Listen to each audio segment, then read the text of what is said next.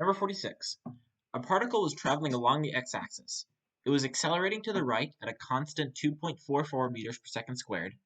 At time equals 0, the position of the particle was at x equals 3 meters, and the velocity of the particle was negative 5.66 meters per second. The position of the particle at time equals 4.22 seconds is at x equals how many meters?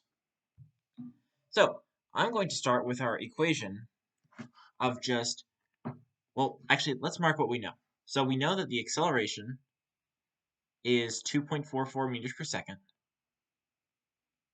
or sorry, meters per second squared, rather. And that's a constant. That's always going to be 2.44. And then at time equals 0, the position of the particle is 3. So I'll say x of 0 is equal to 3 meters.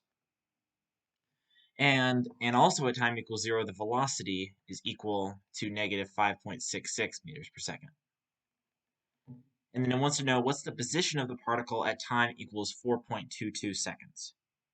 So if I just take our initial equation of a equals 2.44, and I integrate both sides, well, this is actually a of t, if you think about it. The acceleration is a function of time. It's just going to be a constant, but it's still a function. If I take the integral of both sides, well, the integral of acceleration, by definition, is velocity. So v of t, and then on the right-hand side, the integral of 2.44 is just 2.44 t, and then plus a constant. And what will that constant be? Well, we can tell based on this equation right here. We know that v of 0 is equal to negative 5.66, so we can say that v of 0 is equal to 2.44 times 0, which that's just 0, plus c, and that's equal to negative 5.66. So from here, we can see that our constant is negative 5.66. So instead of plus c, we have minus 5.66. Then again, we take the integral again, we get x of t. So position would be the integral of velocity. And then if you take the integral of 2.44t, you increase the exponent by 1 and then divide by it. That's just the power rule. So increase the exponent by 1 from t to t squared, and then divide the whole thing by 2. So 2.44 divided by 2 would be 1.22. Then the integral of negative 5.66 is minus 5.66t, and then you have another constant. Well, let's see if we can find out what that constant is now. So if we plug in x of 0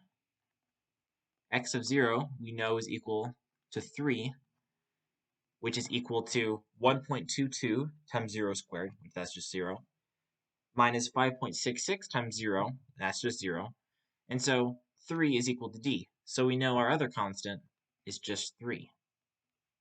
So plus 3.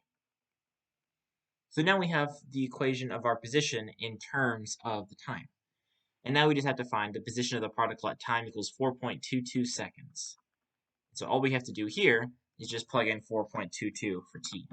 So let's go to the calculator.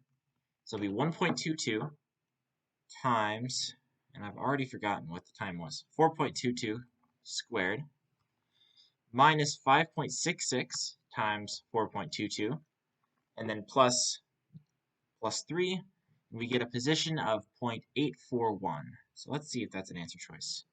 So to the nearest hundredth, so yeah, so 0.841, that's 0.84, and that is answer choice B. Alright, so if you have any questions from other tests, make sure to leave a comment, and I'll make a video with a solution. With that said, if you enjoyed the video, leave a like and subscribe. This has been Investigative Math, and I will see you next time.